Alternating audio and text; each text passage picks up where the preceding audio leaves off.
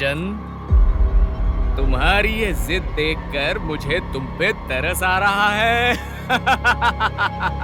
इससे तुम्हें क्या मिलेगा वो तो मुझे पता नहीं, मगर तुम एक अच्छे इंसान भी हो और बुद्धिमान भी।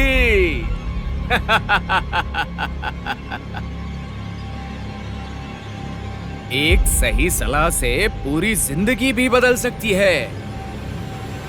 इसीलिए तुम्हारा दुख दूर करने के लिए मैं तुम्हें एक कहानी सुनाता हूँ।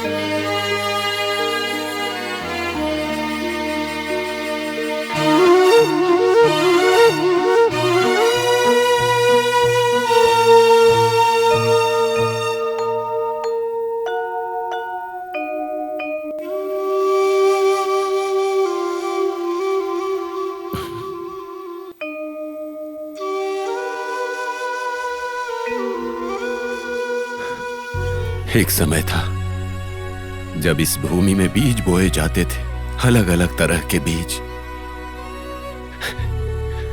और कितनी सारी फसलें यहाँ पैदा हुआ करती थी। सब हरा भरा था, लेकिन अब मुझ में वो शक्ति नहीं रही। मेरी तो इच्छा है कि मेरे बच्चे यहाँ वहां घूमने की बजाय अगर यहाँ रहकर इस सुंदर भूमि की सेवा करते तो कितना अच्छा होता ना मां। भीमा यहाँ क्या कर रहा है? भीमा, भीमा, ए भीमा! ओह मोहन, अरे तुम यहाँ क्या कर रहे हो भाई? घर पे बैठे बैठे बहुत उदास हो रहा था भाई, इसीलिए खेत पे घूमने चला आया। लेकिन तुम क्या कर रहे हो यहाँ? मैं तो बाजार गया था भुट्टा बेचने के लिए। अच्छा ऐसा है। लेकिन तुम ऐसे पैदल क्यों आ रहे हो? तुम्हारी गाड़ी कहाँ चली गई भाई? दरअसल मेरा बेटा अपने ससुर को देखने के लिए जा रहा था, मैंने अपनी गाड़ी उसे दे दी और मैं पैदल ही गांव के लिए निकल पड़ा। बड़े भाग्यशाली हो तुम कि तुम्हें इतना अच्छा बेटा मिला है। तुम्हारी बात सही है भीमा, मेरा बेटा बहुत मेहनत करता है, इसीलिए फसल भी बहुत अच्छी होती है। कोई कष्ट नहीं है हमारे परिवार में, आराम से रहते हैं। एक समय था जब मैं इस भूमि पर। क्या हुआ भीमा, इतने निराश क्यों हो? तुम्हें तो पता ही है ना मोहन, मेरे एक नहीं बल्कि तीन तीन बेटे हैं। देखो धरती किस तरह से सूख के फट गई है, अब इसमें क्या उगेगा? जब भी मैं ऐसे देखता हूं तो मेरा कलेजा फट जाता। एक तो इतनी तकलीफ थी, ऊपर से तुमने उन लोगों की शादी भी करवा दी। इतने लोगों को खाने का बंदोबस्त कैसे करते हो भाई? अब तो मेरी उम्र भी हो गई है और अब मुझ में, मेरे इन हाथों में शक्ति नहीं रही। अगर थोड़ी भी शक्ति होती तो मैं धरती मां को इस हालत में कभी नहीं रहने देता। तुम्हें क्या लगता है मोहन? तुम्हारे बारे में मुझे अच्छी तरह से पता है। जब तुम जवान थे तो 4 लोगों का काम अकेले ही किया करते थे। हम सब लोगों से ज्यादा फसल तुम अपने खेत में अकेले ही उगा लिया करते थे। उस समय जो कमाया था वही खर्च कर रहा हूं आज। जो भी मैंने इकट्ठा करके रखा था, लग रहा है सब खत्म हो जाएगा और कहीं मेरे बच्चे भूखे न मर जाएं। इसी बात की चिंता रहती है।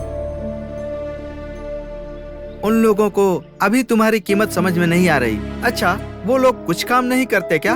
अगर तुम चले जाओगे तो उनकी जिंदगी खराब हो जाएगी। अगर अभी नहीं सोचेंगे तो बाद में पछताएंगे।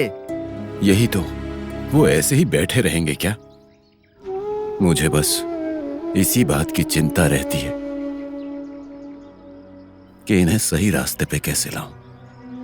3 जवान बेटे होने के बाद तुम्हारी जिंदगी ऐसी नहीं होनी चाहिए थी। तुम्हें एक अच्छा बेटा मिला है, इस बात का संतोष है मुझे। मेरे दोस्त हो तुम, मैं चाहता हूँ कि तुम्हारी जिंदगी अच्छी हो जाए। अगर तुम्हारी जिंदगी खुशहाल होगी तो मुझे अच्छा लगेगा। मेरी तकदीर में यही लिखा है, तो तुम क्या कर सकते हो दोस्त? देखो भाई, तुम मेरी एक बात मानोगे क्या? पहले तुम मेरी बात सुनो।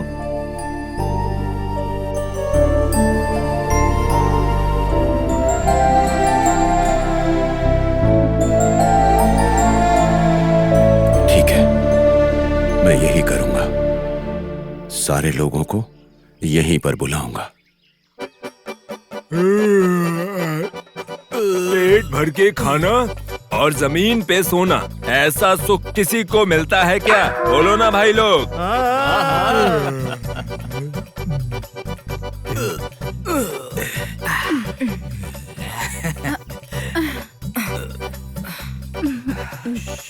भैया, दोपहर का खाना तो पेट भर कर खा लिया, लेकिन रात के खाने के लिए बहुत इंतजार करना पड़ेगा। अभी तो आपने पेट भर के खाना खा लिया है ना, तो अभी चुपचाप रहिए। रात के खाने का रात में देखेंगे। पेट भरा है ना, तो अभी सो जाइए।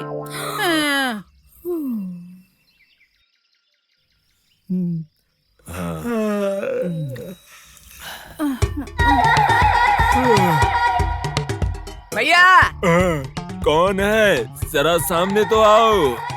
मैं हूँ भैया, जीवा। हाँ? अच्छा तुम हो। अरे क्या हुआ? पिताजी ने आप सभी को अभी के अभी खेत में बुलाया है, चलिए जल्दी। लेकिन क्यों? अरे क्या हुआ अभी पिताजी को? अभी तो खाना खाकर लेटे हुए थे। अरे अभी तो खाना खाकर लेटे हुए। देखो, तुम्हारे पापा ने सभी के लिए कुछ न कुछ रखा है वहाँ।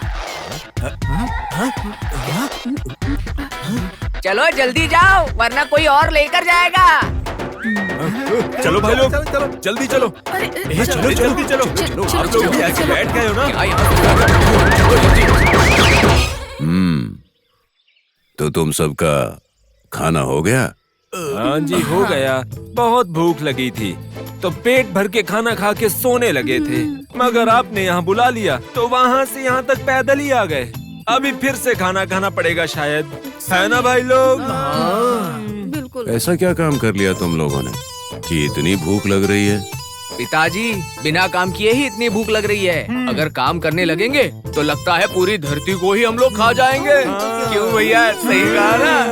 कभी देखा है कि हमारे गांव में लोग कैसे जी रहे हैं? कैसी परिस्थिति है, कुछ जानते भी हो उनके बारे में? कैसे जी रहे हैं? खेती, बगीचे, घर संभाल के जी रहे हैं, मेहनत और लगन से काम कर रहे हैं। उसको तो बुद्धि ही नहीं है, सही है ना भाई? ओ, तो काम करने वालों के पास बुद्धि है ही नहीं। और नहीं तो क्या पिताजी, आपको क्या लगता है हम काम करके अपने हाथ गंदे कर ले? कुछ भी बात हाथ कर रहे हैं। गंदे होंगे तभी तो दही मुंह में जाएगा। क्या? छे छे छे छे छे, हाथ गंदे हो गए तो हम खाना कैसे खाएंगे? ये तो ठीक है। अब जरा ये बताओ कि जिंदगी में आगे क्या करना है?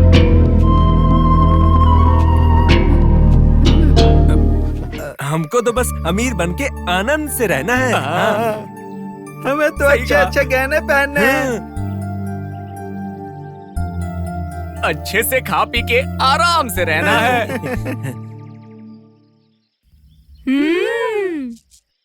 हमें भी अच्छे गहने पहनने हैं। और मैं तो रेशम की साड़ी पहनना चाहती हूँ। घर में खूब सारे नौकर रखकर आराम से रहना है हमें। तुम लोग सपने आसमान के देख रहे हो, लेकिन औकात फूटी कौड़ी की नहीं है। आप नहीं है क्या ससुर जी? हाँ? अगर आप चाहें तो हमारी सारी इच्छाएं पूरी कर सकते हैं। हमारे ससुर जी तो भगवान है, हमारी सारी इच्छाएं पूरी करेंगे। मतलब इस बुढ़ापे की हालत में खेतों में मजदूरी करके मैं तुम लोगों की इच्छाएं पूरी करूं? हम सब लोग काम पे जाएंगे तो अमीर हो जाएंगे, इतनी कमाई होगी क्या? लेकिन काम करने की कोशिश तो करनी ही चाहिए ना। अरे हाँ? ये तुम क्या कह रहे हो? पिताजी बेचारे इस उम्र में कितना काम करेंगे।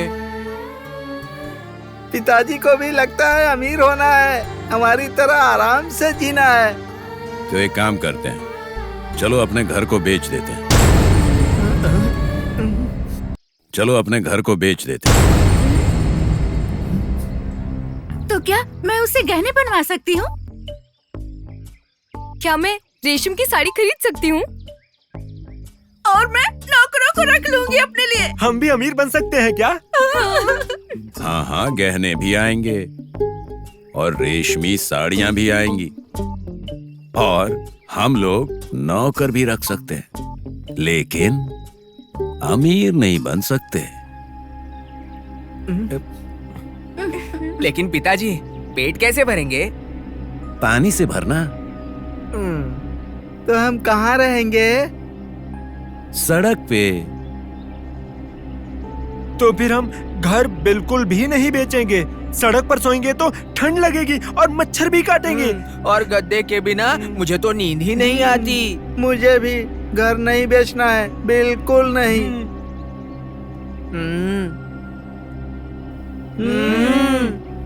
तुम लोगों पे बहुत तरस आ रहा है मुझे, लेकिन तुम्हारी इन इच्छाओं को पूरा करने का एक रास्ता है मेरे पास। कौन सा रास्ता? जल्दी बोलिए ना ससुर जी। जिस समय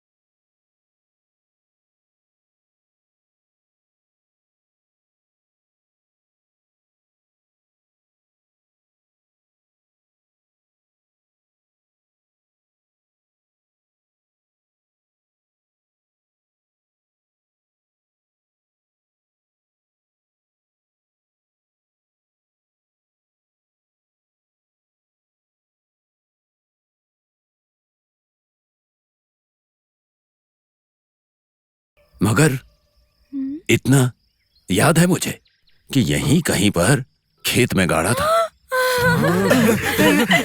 ये ठीक नहीं हुआ ना? अब हम क्या करेंगे? किसी ज्योतिषी से पूछे क्या? ये क्या?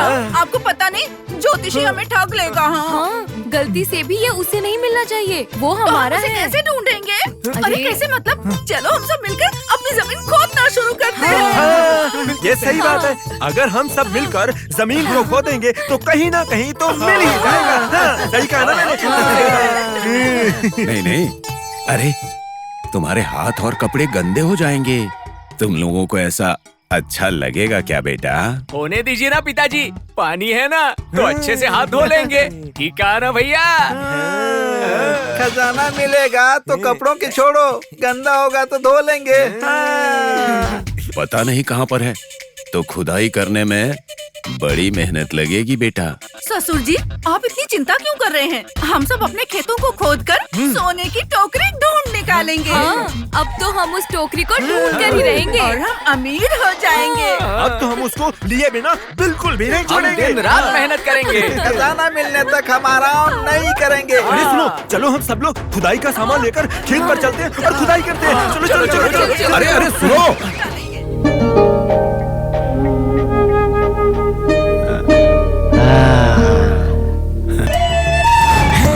सुनो आज सब तुम ये मुझसे कहानी, खंबे दाल की कहानी, खंबे दाल की कहानी।